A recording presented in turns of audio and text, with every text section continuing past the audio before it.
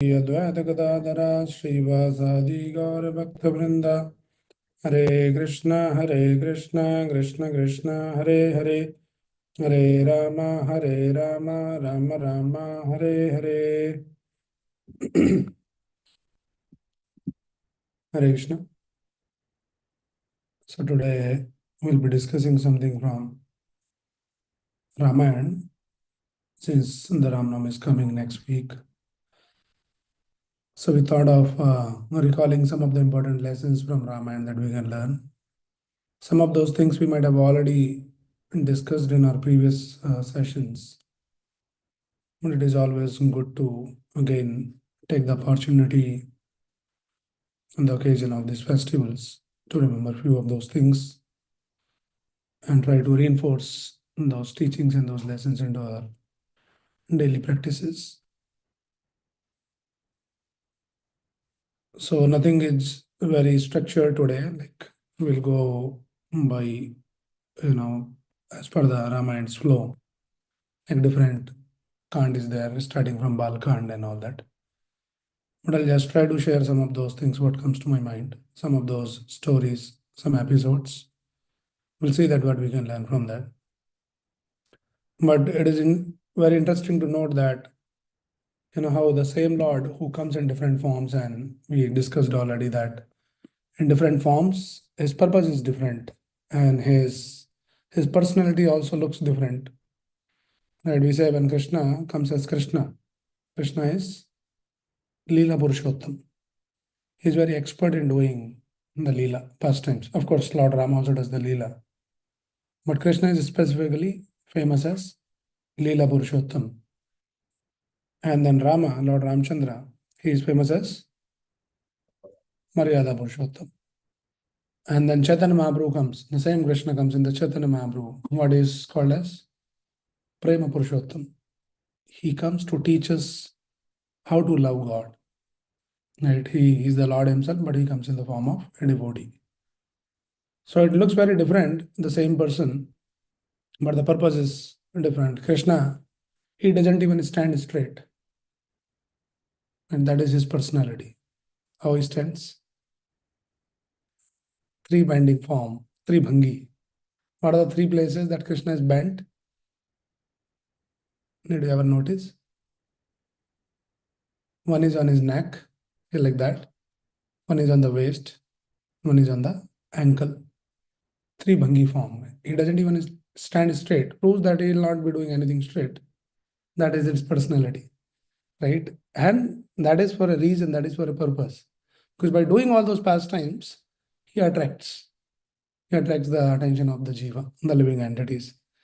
Wherein when Lord Ramchandra comes, he is very, very straight person. Maryada Purushottam. Whatever he does, with integrity and like Raghukul Reet, Sadachal Jai, Prana Jai, Parvachan Jai. If he says something, they can lay their life to fulfill that promise. So that is his personality. He is very straight. Right. Lord Ramchandra took the vow. What was his vow? Ek Patni Vrata. Very, committed, loyal to just one wife. Krishna married how many girls?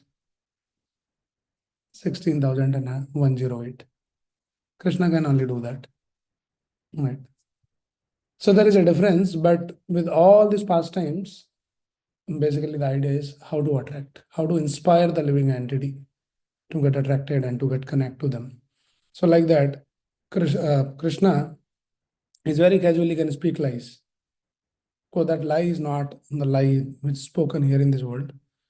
But Krishna will steal the butter, and then when he's caught, the mother will ask, "Did you steal the butter?" And he can very straight and very confidently can say, "No, I never steal the butter." He does that, right? But Lord Ramchandra is very, very truthful. He says something, he's very honest. Integrity, honesty. Honesty means they say that honesty means you say what you did. Integrity means you do what you say. So Lord Ramchandra shows in his personality honesty, integrity. And Krishna has his own style of doing the things like that. Right? Krishna's behavior is very, very unpredictable. What he will do next, nobody can predict. what Lord Ramchandra is Maryada Purushottam, he will do within the boundaries of Dharma. So, like that. So, now how this Ramayana begins, and so many things happens that when we'll not go into all the stories, but some of those, very selectively we'll pick some of those episodes that when initially Lord Dashrath having a big kingdom, Ayodhya. Ayodhya, the literal meaning of Ayodhya is Ayodhya, means unconquerable. Nobody can fight, nobody can conquer. So he was the Samrat and enjoying. Despite all the prosperity, all the kingdom, all the opulences and everything, there was one pinprick in his life. What was that? No children. For a Kshatriya, it is very important. Who will continue the legacy? Right? So anyway, so we are not getting the story, but later, by some arrangement, the four sons were born: Ram, Bharat, Lakshman, and Shatrughna. Now, from the very beginning, we understand from the scripture that these four personalities are actually none other than the Supreme Lord's expansion: Vasudev, Aniruddha, Pradyumna, Vasudev, Sankarshana, and then Pradyumna and Aniruddha. So these are the expansion of the Supreme Lord. So those expansion came in the form of Ram, Bharat, Lakshman, and Shatrughna. But from the day one, they showed something very special, that when these children were born, they were crying. And people are trying to figure out that why they're all constantly crying. So then somebody suggested, okay, there has to be some change. So change was Ram, Bharat, Lakshman, and Shatrughna. Says, okay, now change their position, Bharat and Lakshman. So Lakshman should come next to Ram, and then Bharat should go next to the Shatrughna. And immediately they stopped crying. And then it is said in the Valmiki Ramayana that though the Ram was the son of Kaushalya and Bharat was the son of Kekai. But it is very interesting that Kaushalya loved Bharat more than Ram, and then Kekai loved Ram more than Bharat. So that was the relationship. That is how it was. Right? But later we see that how this Kekai got poisoned. What poison? Not literal poison. Poison through the ears, not from the mouth. Right? So dangerous. She loved all through her life Lord Ramchandra so much, more than his own son. But and then the day that Dashrath Maharaj was sitting in his assembly, and then all the ministers and everybody was sitting, and Dashrath Maharaj was thoughtful. One day it happened that he saw one gray hair, and immediately he took the decision. That was the kind of values that, okay, now this is the time, this is the indication, right? That I should retire now. Gray hair means I should retire.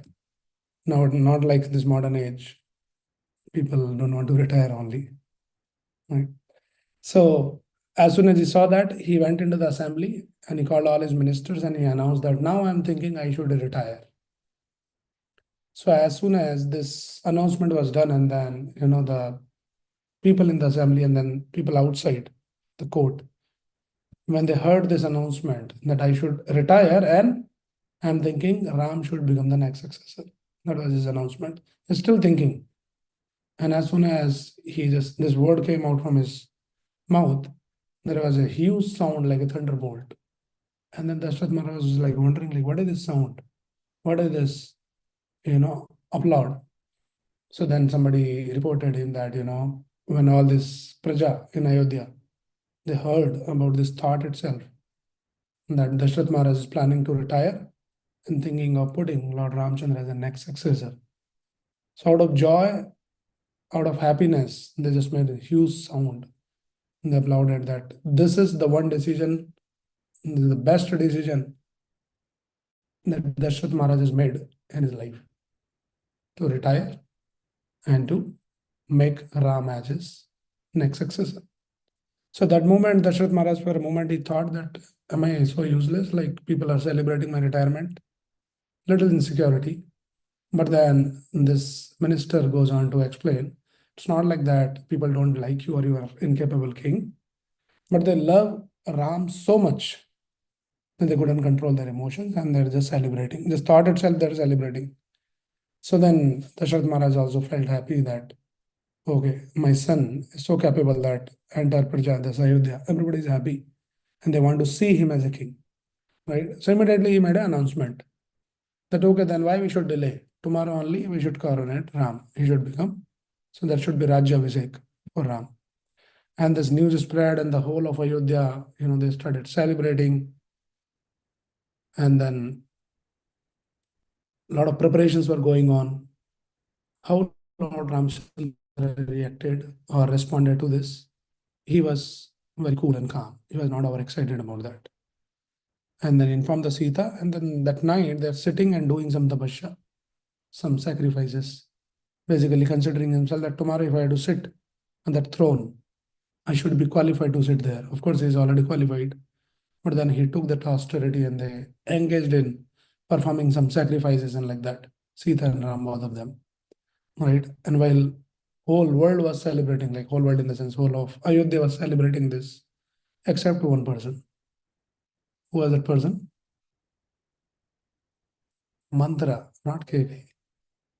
KK was happy. Mantra was the one who was not happy. And she immediately goes to the inner chamber of KK, another queen, and then she, shared that, did you hear the news? That Dashrath Maharaj took the decision that tomorrow he will coronate Lord Ram. And she was so happy, KK was so happy, immediately out of that joy, happiness, she took out some, diamond necklaces and all that and offer to the Dasi that you have brought such a great news. I'm so happy. And like that. But this KK, threw that necklace in disgust. Say, are you crazy or what? You foolish lady. Because this KK was a little Mantra was a little elderly lady. Though she was a Dasi, but she was elderly. So she can talk to her like this. She says, you foolish lady, you don't understand what is good for you and what is bad for you. Why you're celebrating Ram being the king? So what is wrong in that? And like whole discussion goes. And at one point, this mantra managed to trigger that envy, even in KK. So the point is, though KK all through her life, she loved Ram so much, but then with that bad association for some time, a little prolonged association with person who has some negative, the thoughts. This mantra was carrying the envy for whatever personal reasons. And she could influence, she could transfer that negativity into person like KK. So this is a very, very important lesson for all of us. What is our association? Right? We might say, oh, no, I'm a nice person and I don't do any bad things. I don't think bad about anyone and all that. Yes, we might be nice, like KK. But if we are surrounded or we are associated for a long time, little prolonged association with a person who carries all this negativity like enviousness or greed or jealousy or something like that, then without we realize, before you realize, you will be already infected by that. So that is what happened with this KK. So this is the lesson that we can learn, that how we should be very careful about our association, where we associate, right? And one of the teaching, that very important lesson that Chaitanya Mahaprabhu gives is, he says, asat sanga tyagi hai Vaishnava achar. The real achar of a devotee or Vaishnava is, first thing he should do is asat sanga tyagi, should give up the bad association. Now, interestingly, in this modern age, this bad association is not about just going and physically associating with the people like in person, I mean. This association is constantly available 24/7 through so many different means, social media and so many different platforms. So whatever you go, you scroll, you say, no, I'm watching something, I'm listening something. You are actually associating with some people, with their ideology, with their ideas, with their concepts, with their thoughts. And you think that it is just entertainment for me. But how subtly you're getting influenced by all those negative things.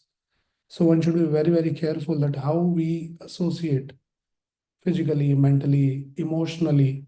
Sometimes, somebody comes and talk and start talking something, what happened? I went there and this person was like this. They did not treat me well. They're so bad. They doesn't even know. And then I think it's okay. Somebody just sharing something, they felt bad or something. You should be very, very careful. You should not become some dumpster. Somebody's coming and dumping all their negativity onto you. you think, yeah, that's okay, I'm trying to help that person to, blurt out his or her emotions, you are actually subtly you are getting impacted by all of those things. You may not have any direct experience with third person, but if somebody is coming and talking negative about some third person, invariably there will be some patterns, there will be some impressions in your mind. Oh, I never thought this person like that. I always thought he's a good person. Suddenly it comes. And next time, your whole perception changes about that person. When you see that person, what will come to your mind? First thing, somebody poisoned you, negative. That will invariably will come to your mind when you look at that person. You don't have any personal experience with that person. So this is how it happens. So it's a very, very powerful principle. Sometimes, we miss out. We very casually just talk to someone and watch something and listen to something and like that, without understanding that how all those things, every interaction in whatever form, it is creating some patterns in our brain. So one should be very, very careful where we associate, and that is where scriptures guides us that sadhu sangha sarva shastra hoy, lava matra sadhu sangha sarva siddhi hoy. This is the instruction given that you have to figure out the ways and means that how can I increase my association with the devotees, those who are engaged in the service of the Lord, those kind of people, those who follow the values of the scriptures, those kind of people. So my association should be with them more and more and more. Lava mantra sadhu sangha sarva siddhi hoy. We can attain the perfection by that, momentary association. So this is a very important thing that we should learn. So this is our lesson number one. That kind of association that we have will be invariably impacted, without you knowing. Okay, another thing is Lord Ramchandra, we are talking about when he was announced that he should be coronated tomorrow, he'll become the king. And everybody is happy. He was also, of course, happy, but he did not expect like too much of celebration kind of a thing. He felt more responsible than getting into the mood of, enjoyment. Oh, now tomorrow I'll be the king and I'll be the most powerful person and I can enjoy. No, he immediately felt tomorrow a lot of responsibility will be there on. So let me just prepare. So this is another very important lesson that when, something we achieve in our life, instead of thinking that, I can enjoy now. Yes, you can enjoy, but that is not the point. Point is when something comes in your life as success or something, should think like now more responsibility will come. So let me think back and see whether I'll justify all with my these responsibilities or not. That is what Lord Ramchandra did that night. Morning, he got ready and he went to see his father, take his blessings. And in just few moments, there is celebration is going on, preparations are going on, and then he's about to become the king, about to get coronated. And we all know the story that what happened. He went there and something very unexpected thing happened. That when he entered there, he saw this Dashrath Maharaj's father. He was sitting, in a very disabled, his hairs were disabled and looking very morose, very dull, literally crying. And then he suddenly saw that KK was also there in that same situation, crying and lamenting and all of that. He was shocked to see that what happened, why they're like this. And then KK was kind of indicating the Dashrath Maharaj that you should tell. So we are not getting the story like what happened that whole night, what an all discussion between KK and Dashrath. So then Dashrath Maharaj unwantedly has to communicate to him and keeping the heavy stone on his heart, and he finally had to say that we have decided and you should go to the forest. Right. So now this is a very important thing to note here. What was his response? So previous night, he was given the news that he will become the king tomorrow. That time also he did not react too much, overexcited. And now suddenly says, now you go to the forest. It is still same. He says, okay, no problem. So of course, it sounds very lofty thing for all of us to behave like in such a calm and composed way. For an ordinary person, it is not possible. You'll probably get the heart attack right there. So what kind of news you have, broke. But we can learn that we should aspire. That Krishna also says that what are the symptoms of a sthit pragya? Of course, he is the Lord himself, but Lord is doing the Nara Leela like a human being. Right? So he's teaching that how you should become ideal human being. So Krishna explains in Bhagavad Gita दुखेषु अनुद्विग्नमनः सुखेषु विगतस्पृहः वीतरागभयक्रोधः स्थितधीरमुनिरुच्यते. One who is situated spiritually, and that person is dukheshu anudvignamana. In the dukh also he'll be unagitated, sukhesu vigadaspraha. In the time of happiness and joy, he'll be still equipoised. With rag, bhaya, krodha, he'll be free from rag, attachment, bhaya, fear, krodha, anger. That is the symptom of a spiritually advanced person. So one should aspire. In fact, there is another verse in the fifth chapter that Krishna speaks. This is also a nice verse, similar, like in the same line. Says, Naha praharshet priyam prapya, no dujet prapacha priyam, sthira buddhir asammoda, brahmavid brahmani sthidaha. Na praharshet priyam prapya. Praharshet means harsh, like very joyful and celebrating. Priyam prapya, if something you get which is desirable, priyam prapya. Na dujet prapacha apriyam. And sometimes you get something which is apriyam, which is undesirable. That time also, na udujayat, not agitated. So these are the symptoms. And Lord is teaching by all this, episodes. And whatever situations are there, one should be ready to take. One should think of what is his duty in that particular situation. One should not get attached to some ideas. Or tomorrow on I'll be king. Tomorrow on I'll be like this. Yes, you can be like this, but still being in that position, you may not get the things as expected. Sometimes, people get the job in some whatever desired job. I'm so excited, overexcited, and say, hey, party. And before he joins the job, he gives a big party.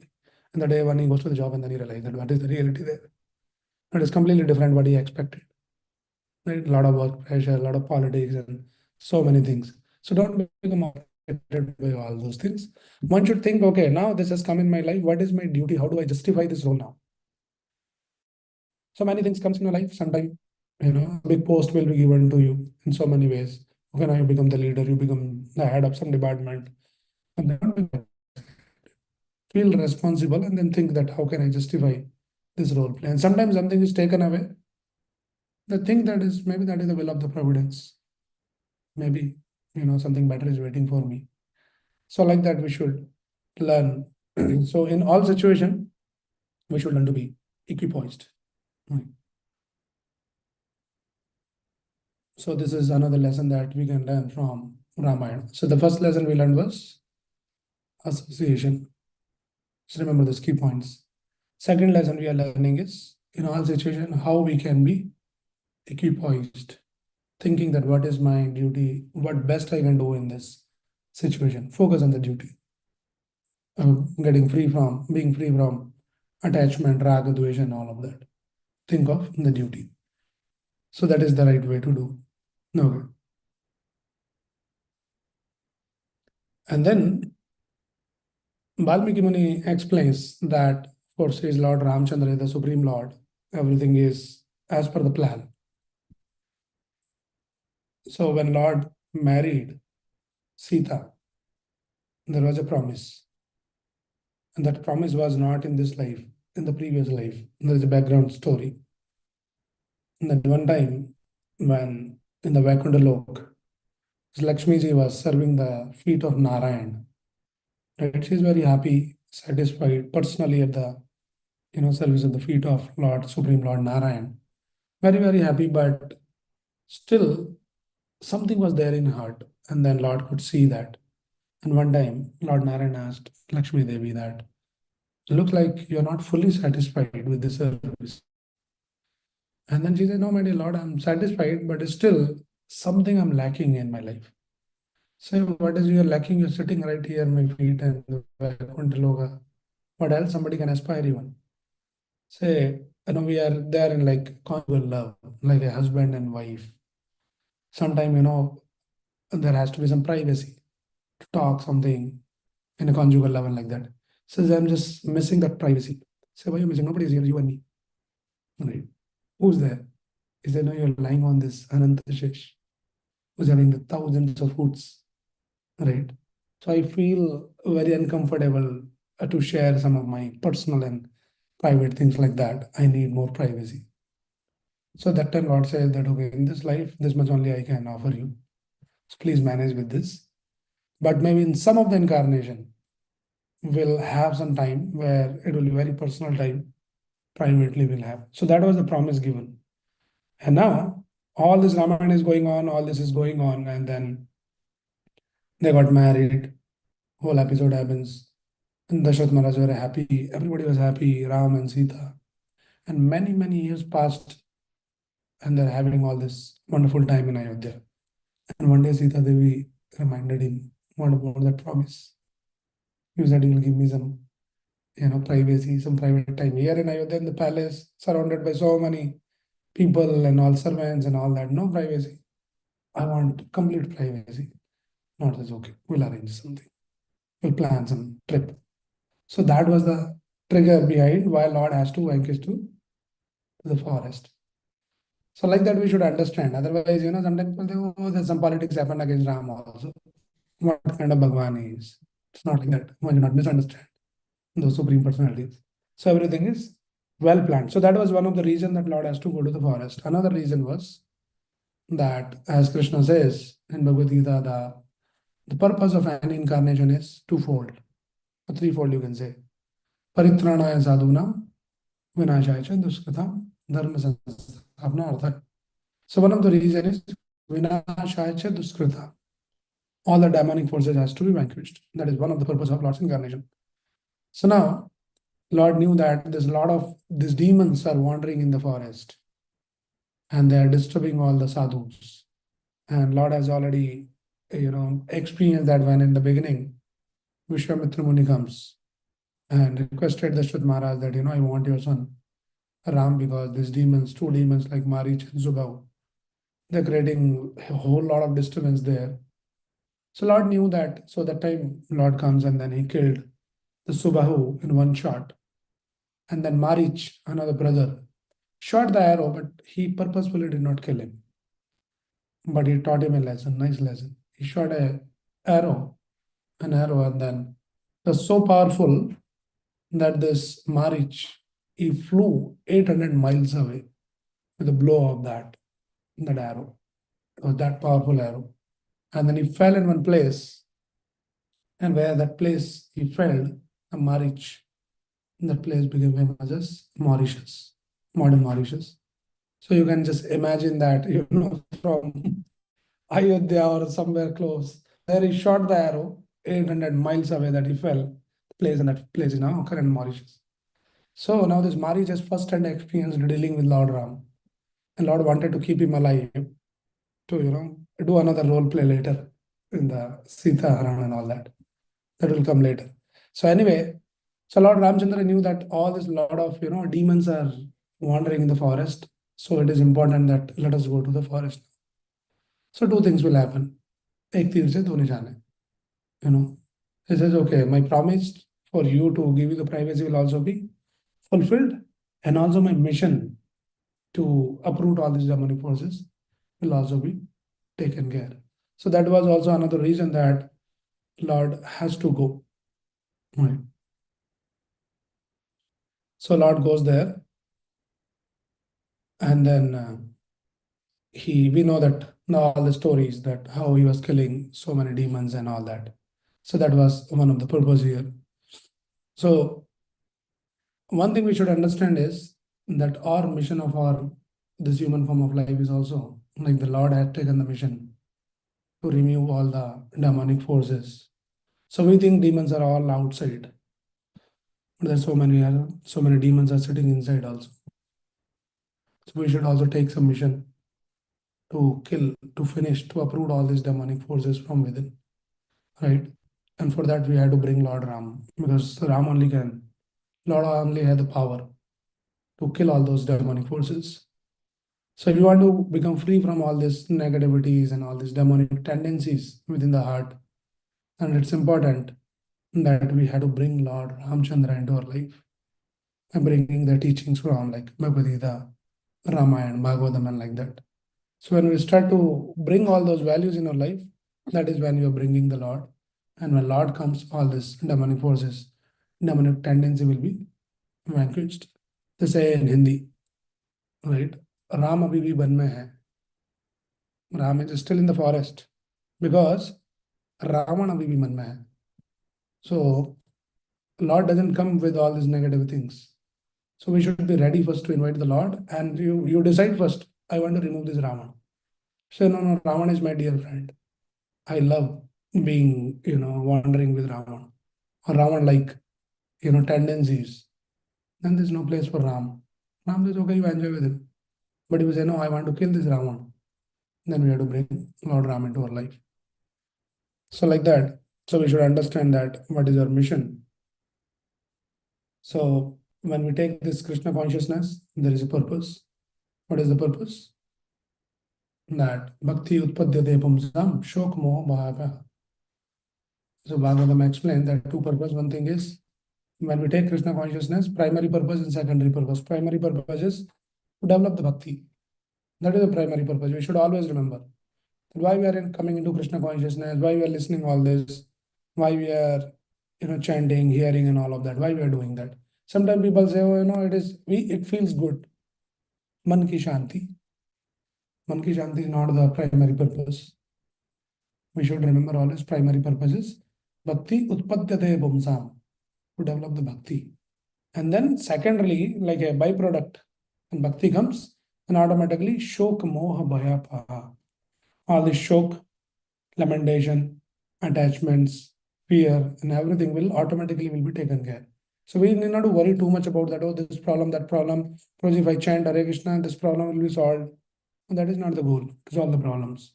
Goal should be how to bring Krishna into life, how to please Krishna. So we should be very, very clear what is the purpose. Okay.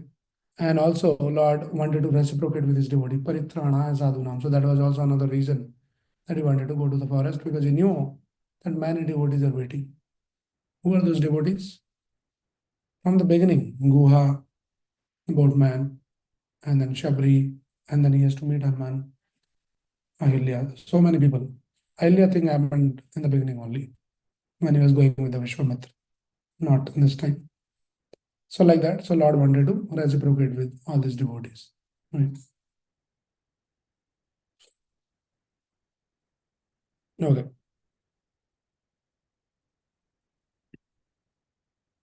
Just talking to one devotee, and while talking, suddenly this thing came that you have to choose one among the two.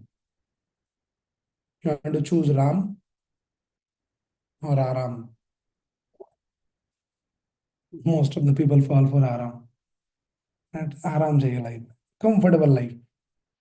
So if you choose Aram, comfortable life, that's very difficult to bring Ram.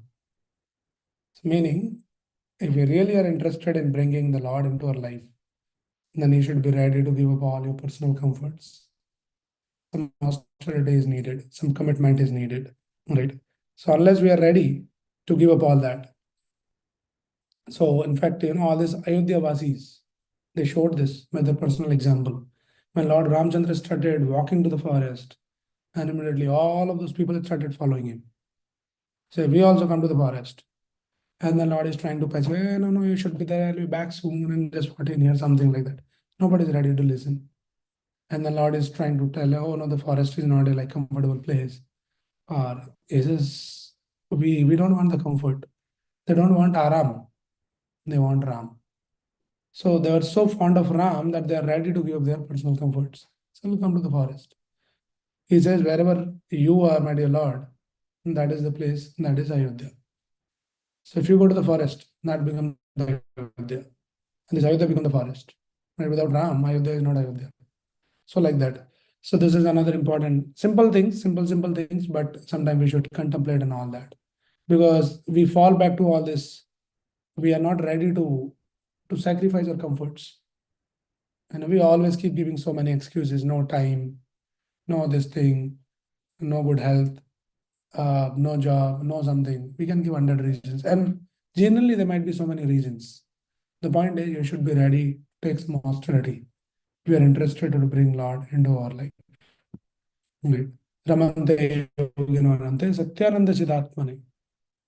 So if you want to bring Lord Ram, then be ready to give up your personal comforts. And when Lord Ram comes from the word Ramante. Ramante means the pleasure. So Lord comes, that is when you experience the true pleasure in your life. Otherwise, materially speaking, if you are situated comfortably, there not be happiness in life. So give up all that comforts if it is required to get closer to the Ram, and then take some austerity, take some commitments. Everything is austerity. Nothing comes free. There's no free lunch in the world. You want to go and do some job and get some salary. So much austerity you have to do. So much tapasya you have to do. But when it comes to spiritual life, we want everything like should go smooth and comfortably, how much ever we can do. And we should just keep pushing a little bit, pushing, pushing. Last time also I was sharing, right? That how Prabhupada was pushing all his disciples. Do this, next something, next something, next something. Not let them sit peacefully. So then when everybody was saying, Prabhupada, this is too much. And it looks like sometimes people feel like you're too much pushing. Prabhupada says, my Guru Maharaj pushed me, I'm pushing you. We are pushing movement. Right. So sometimes that push is needed. Otherwise, we'll just fall back to that comfortable life. Aram se. Then you'll have Aram only, not Ram. So one should learn another important thing is that you surround yourself with people, those who are little pushy. You're surrounded by people, they themselves are in Aram and you are also in Aram. Everybody is in Aram. And you think this is what is blissful life. That is not blissful life. It's a meaningless life. The goal of life is not Aram. Goal of life is Ram. So sometimes it is good to place yourself amidst of all those kind of people. They just keep pushing you, right? Push is needed. We are like that only. Unless we come to that advanced stage of consciousness where you are spontaneously, naturally attracted to all those things. Immediately as soon as you hear the name of the Lord and Kirtan of the Lord, Katha of the Lord, and then, immediately your antennas are active. And it is other way around. As soon as all this start, we just start feeling some kind of, people think ecstasy, they get into sleep. Right? That shows that no interest. And sometimes people say, oh, it was so nice. And when you're talking, I felt so nice. Because you are sleeping 1 hour. After 1 hour of sleep, everybody will feel nice only. So we understand we are not on that level of spontaneous attraction. So at that stage, in the conditioned stage, we need some surrounded by some people, those who keep pushing us little by little. Okay. So that is very important. Okay. So then what happened is, so all these Ayodhya Vasis, they started following, despite Lord was trying to pacify them that but they are not ready to listen, following. And then one point they stayed at one place in the forest, and in the night they're sleeping. Everybody was sleeping. And that time Lord Ramchandra thought, okay, this is the right time. Should silently get up and escape. There's no other way because I cannot pacify these people, cannot convince these people to not follow me. So then he silently woke up very early in the morning and goes to the Lakshman and said, Lakshman, get up. And Sita get up. And then chariot driver, okay, now silently go. And Lord escaped from there. All right, and morning when all these Ayodhya they woke up, their heart was shattered. They couldn't find Ram, Lakshman, Sita there. Right, this is very also important. Sometimes, we keep sleeping only. That is why one of the Acharya is sing the song, Jeev jago, Gora Chand bole. Kota Nidra Mayachara. Something I'm just missing out. So point is, the acharyas are actually urging us, Jeev jago, get up, sleeping soul, get up. How long you've been sleeping in the lap of Maya? Kota nidra jao Maya. Pishachi rakole. Pishachi means like the ghost. How long you'll be sleeping in the lap of this ghost Pisachi? Wake up. So many lifetime you have been sleeping. Sleeping means ignorance. So we have spent so many lifetimes in that ignorance, thinking that aha nidra vyamyatu namcha. Eating, sleeping, mating, defending, and that is the goal of life. Enjoy. That is mere ignorance. We have spent so many lifetimes. Now, this is the time in this human form of life. We should wake up. Jeeva jago, jeeva jago. So if we remain sleeping, we'll miss out this opportunity also, and we'll see the Lord is not there. Life is already gone. But we have not brought any attraction, any connection with the Lord. Whole life is wasted just like that in just making arrangements for ahar, nidra, vamatu. So one should learn this lesson that we have to wake up. Right? We should bring this knowledge.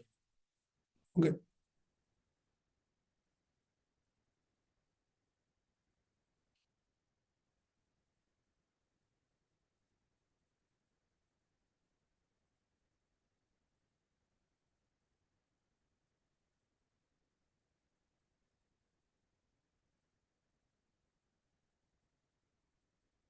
Okay, another lesson that we take from this Bharat Milap, very, very heart-touching episode.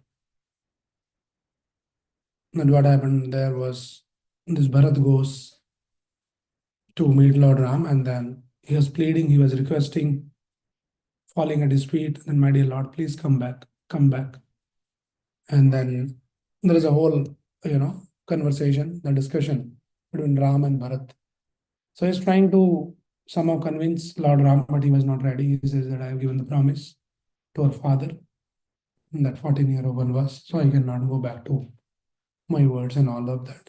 So after a whole lot of discussion and all that, finally, what happened was he says, okay, if you are not coming, then give your paduka at least, your sleepers, Lord Ramchandra's sleepers. And then he took the sleepers, the paduka of Lord Ram, and then he brought the paduka, and then he placed paduka on the seat, on the throne. And he declared in the whole of Ayodhya that the slippers of Lord Ramchandra, they are the ruling king of Ayodhya till Lord Ramchandra comes back. So one thing that Bharat, by his example, is teaching us is, as Krishna also says in Bhagavad Gita 5.29, Bhoktaram Yagatabsam Sarvaloko Maheshwaram. That Supreme Lord is the proprietor, he is the supreme enjoyer. So Bharat is teaching that, ultimately it should be Lord Ramchandra who should be the proprietor, who should be the king, who should be the enjoyer. And then he placed the padukas there. And then there is, somewhere some devotees were sharing that. And there was a conversation between this one time, between this Bharat and Paduka. Now don't go logically that how the Paduka is talking, but just to understand the point that there's a conversation between them.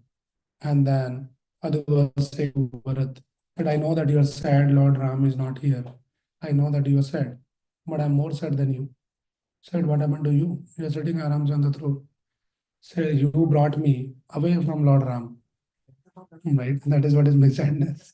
Just to solve your problem, you put me in problem. I'm not happy sitting here on the throne. So that is how the devotee is. Devotee is not happy being away from the Lord, though he's sitting like a king.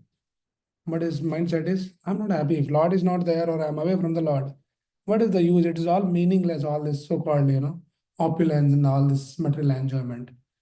And then the Paduka goes on saying that, I'm sad that you brought me away. And then I think more, I feel even more sad. Said, what's that? Says, my place is that I was sitting always under the feet of the Lord. Now you have put me on the seat of the Lord. Now this is not my right position. I always want to be at the feet of the Lord. So that is what is the devotee's mentality, is devotee's attitude is. The devotee always prefers and aspires to be at the lotus feet of the Lord. And that is what is the right position of a devotee. That is what is our right position of all of us. We should aspire that how can we attain the shelter of the lotus feet of the Lord. All other things, we aspire so many things in our life, right? Oh, I wish I can become this, I can get this job and I become the CEO and something. You become whatever you want to become. But don't forget our constitutional position. Jivara Swarup Hoy, Nitya Krishna Das. We are eternally the servant of the Lord, and our right position, our right places, and the lotus feet of the Lord. So we had to constantly meditate and contemplate and reinforce these kind of things. So we understand, okay, this is what is the goal of my life.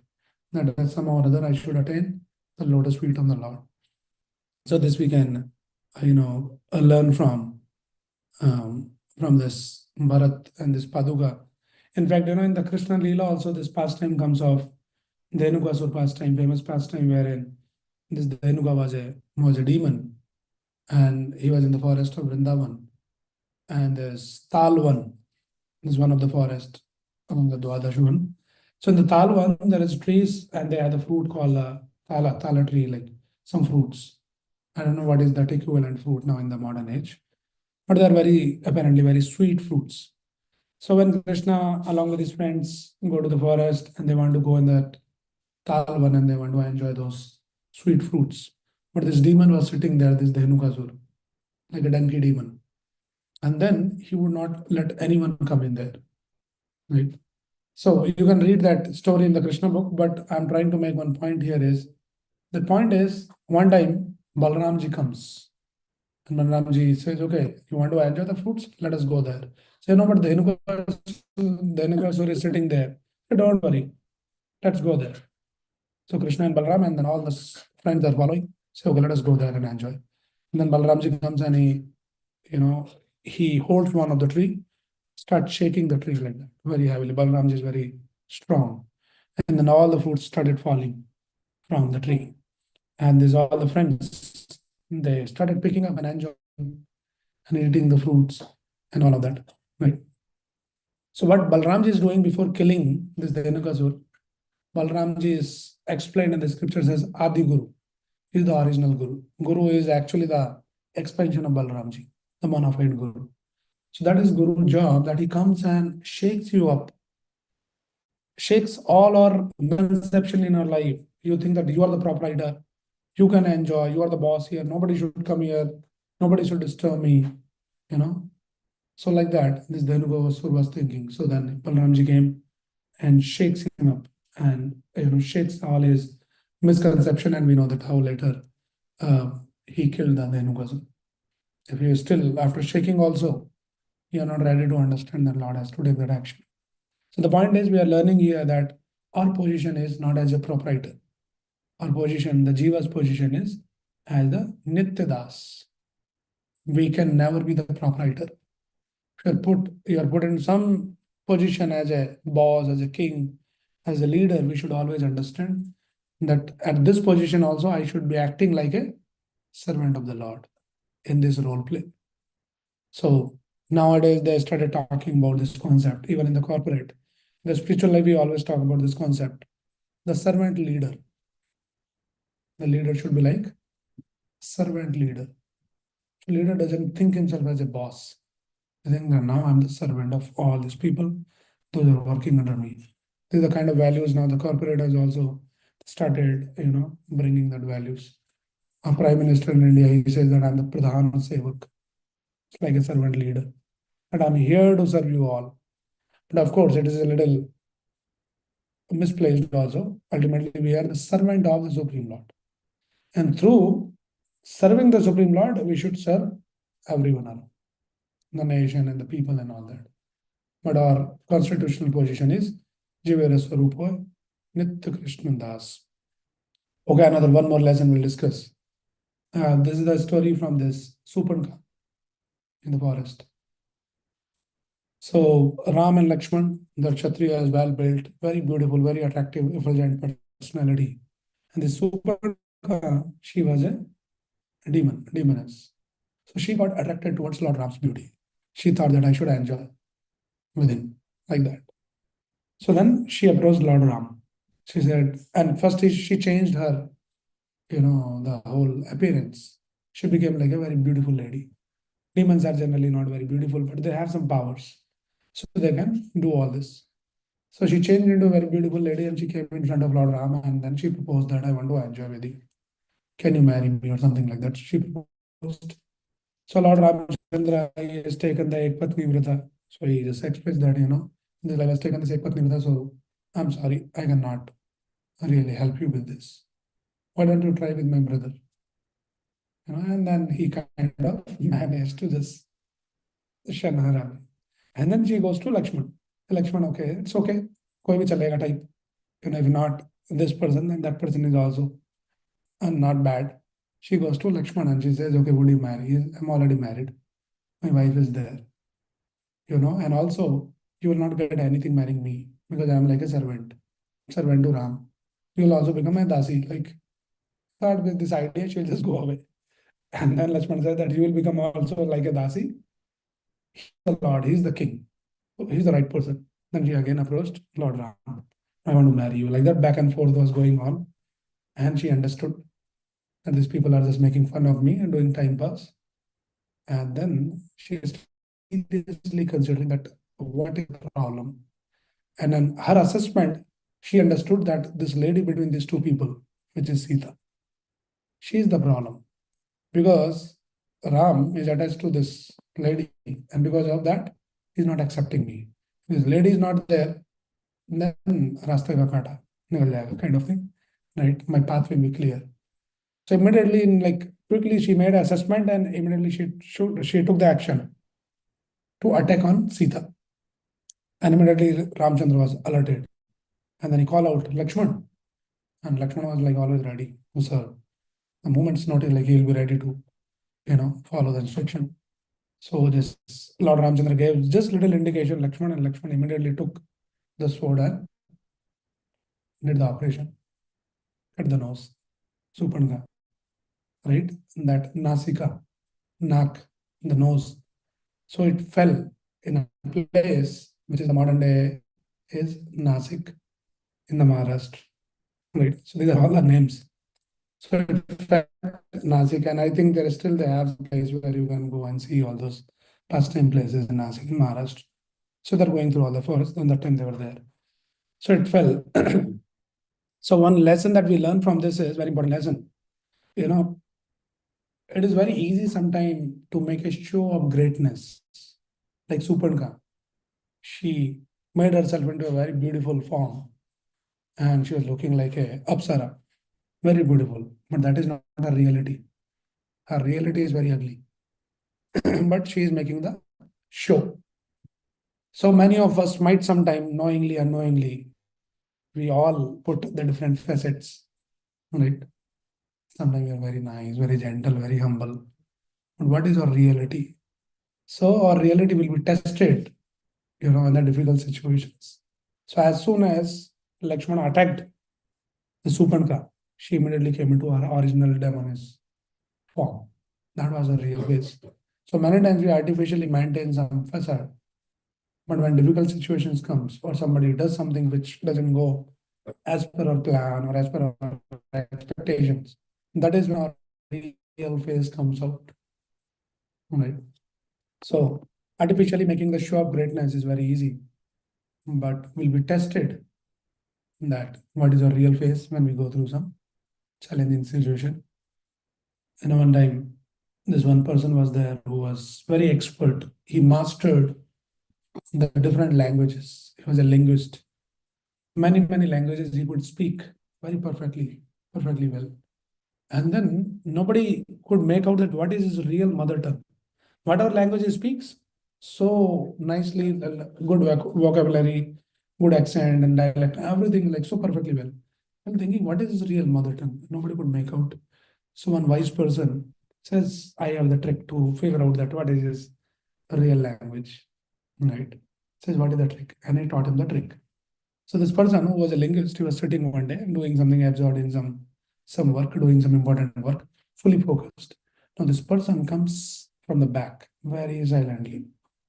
He didn't realize that somebody is coming and goes very silently, go and hit him nicely from the back. And as soon as he hit him, that time he just shouted and kind of, abused him. Hey, rascal, who are you? And something.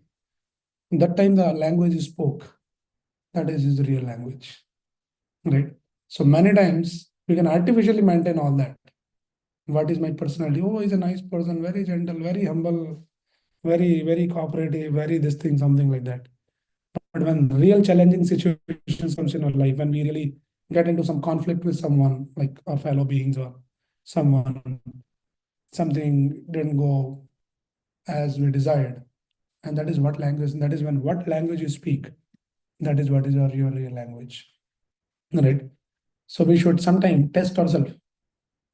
When we go to the temple in front of some devotees, we become very humble, very nice, very gentle, and we'll fold our hands, Hare Krishna, Prabhuji, something like that we can say, which is a good thing. We should definitely do that. I'm not saying that we should not do that, but also sometimes it is important to check ourselves that I'm always like that, or in front of some people only I want to just make some impression that I'm such a gentleman kind of a person. So we should sometimes check that okay, when at the home when we go and some argument happens between two people, and that time the real person comes up. And then everybody wonders like, oh my God, this is how you are. So this sometimes, we make this show. Unconsciously we make sometime, not very consciously. So it is very important that we should assess our real personality and then check out and see that where is the scope of an improvement, and keep working on that. Otherwise, we remain always in that false impression, looks like I'm a very nice person, I'm a very gentle person, I'm a very humble person, I'm a great devotee, or something like that, right? So sometimes this kind of tested are needed. Better we do all those tests to ourselves, otherwise situations can put us into the test, and that will be a little embarrassing. We'll be exposed to how we are. Like that, right? Okay, so last lesson for the day. Lesson is from the kidnap of Sita. So many lessons can be learned. Maybe I'll just share one lesson and then we'll continue our discussion in next session, which is just a day before Ram Navami, next Saturday, 5th. So we'll continue our discussion. So this Ravan, this Suparna goes to Ravan because she was insulted now. Somebody cut the nose and she had to take the revenge. Ravan was very powerful. Her brother goes and then kind of, complained that this is what happened. So Ravan did not pay much attention. He said, why did you go there? Like, why are you disturbing somebody like he's wandering the forest? You just, mind your own business. And he did not pay attention. And she was a little disappointed. Then what is this? Then she thought, okay, let me trick this Ravan. So the next time again she attempted and she goes this time, she started explaining the beauty of Sita. Knowing well that this Ravana is such a lusty person. Says, my dear brother, actually, that lady, she is so beautiful, heavenly beauty, and something like that. She first glorified to catch the attention of Ravana. And Ravana started paying the attention what she's saying. She got fascinated. Hey, who's this lady in the forest? And then she said that, that you are the only person who deserve to enjoy that lady. And that is what I was trying to convince her. But these two boys, they came in between and then they attacked me. And Ravana was immediately triggered. So really, okay, let us go and do something like that. So that is when this Ravan decided. First he goes to this Marich. And he says, okay, go and do this. Marich has first-hand experience dealing with Ram, 800 miles, Mauritius. So he already had a good trip. Right? He didn't want to go again to Mauritius. So he immediately, warned him that please don't do this. I'm telling you as your friend, don't do this. Don't take unnecessary, panga from this person. I have first-hand experience. And I says, okay, no problem. Then unnecessary. Why to create disturbance? And the Supan guy is going again and again and poking him. This time Ravana says, oh, it's coming to like my prestige that, I couldn't do anything for my sister. So this time he goes and then he says that, Marich, you have to go now. I'm not asking you this time. This is my order. And at that point, this Marich, he considered that if I don't go, then Ravana will kill me. And if I go, I know I'll be killed by Ram. So my life is gone already. There's no other option. Now there's a choice between Ravan or Ram, who should kill me. So I decided, let me get killed by Ram. Right? We can say, oh, very nice of him. But another important lesson to learn from him, what happened? We all know the story that, this Marich became a golden deer and he went to the forest. And then Sita was attracted. And then Ram goes chasing him and he took him very far off. And then when he was confident, and that is when he started shouting. What is he shouting? Ram is shouting in the forest. Lakshman, Lakshman, Sita, Sita, please help me, please save me, something like that. Right? So the point is, very important lesson here, that though he decided to be killed by Ram, but that is not enough. That is not the goal of life. To be killed by Ram. Goal of life is to serve Ram, please Ram. Though he decided to be killed by Ram, but how he acted? He acted just against the Ram. Right? To trick the Ram. So his actions are different, thinking is different, actions are different. So sometimes we might think, oh, it is better to, do this in the service of the Lord. Let me die. It's not important to die. Dying is very easy, but remaining alive and continue to serve the Lord is more difficult. Right? Bharat was also saying to Lord Ramchandra, Lord, if you doesn't come, I'll end my life. And at that point, Ram says that, my dear brother, Bharat, dying is very easy thing. If you really love me, then continue to live without me and serve our Father. follow the instruction of father, like that. So this marriage, this episode actually teaches us very important thing. It's not the sign up to make some statement like this. Oh no, my life is for the Lord. Like marriage made this statement, oh, let me kill by Ram. But your actions are just opposite to what you said. If he decided, then he should have not gone against the Lord Ram's will. He actually tricked Lord Ram. And that is when the Sita was kidnapped. So now when Sita was kidnapped, this Ravan was also actually, he changed this form into a Brahmana, right? And then he's trying to enter there. But there was a Lakshman Rekha. So the Sita was saying that, he was trying to come inside, but he immediately realized that something is there. I cannot enter. So we all are like that. We are all jivas, the living entity in this material world. We are in the Maya's world. Maya is right there.